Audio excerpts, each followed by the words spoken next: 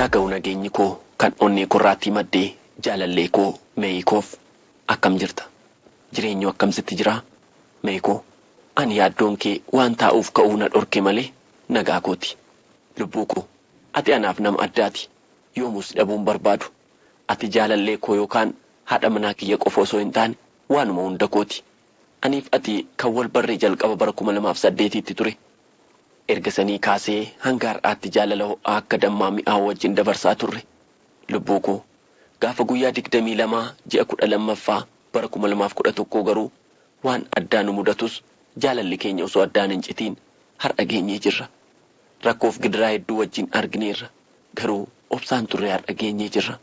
meekoo ammas baay'ee obsuun nu barbaachisa kaayyoo kootiif malee jaalladhee sirraan fagaanne haadhoo koo kan atanaaf hubachuu qabdu ansi malee namni natti aanu hin jiru sittis ana malee namni sitti aanu hin jiru kanaaf oduu namaan dhaga'in namni waan baay'ee jechuu danda'a akkuma duraa sanatti jaalala keenyaaf bakka laadhu jaalallee koo an sababa harki koo duwwaa ta'eef waan baay'ee fedhii kee guutuu dhabuu danda'a garuu sitti dabee akka hin taane naaf hubadhu atis naaf jettee rakkoo keessa akka jirtu nan beeka maatiin si jaallatullee sababa koon akka si jibbe nan beeka lubbuu koo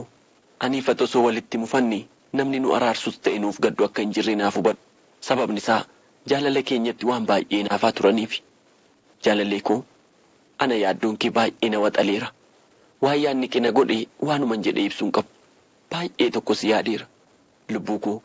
amala duraa saniin akka na duukaa jiraattuun barbaada ta'uu baannaan garuu an baay'een cinqama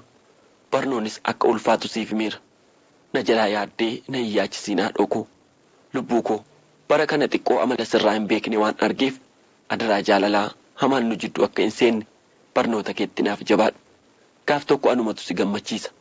guyyaa wajjiin gammannus amma dhufaa jira na jalaa yaadiin wanti addunyaa kanarraatii na yaachisu yoo jiraate sirraa addaan fagaachuu qofa hedduun sodaadhe amma nan dhufa sanaan booda mana tokkotti gallee wajjiin jiraanna lubbuu koo anaaf jettee firaaf maatii keetiin akka jibbamte nan beeka garuu naaf obsi osoo akka garaa kootiitii guyyaa tokkoof siin adda ba'een jiraadhun ture garuu maal godhure kaayyoo kootu na rakkise meeyikoo amma si wajjiin wal arguuf ji'oota muraasa qofatu naafe lubbuu koo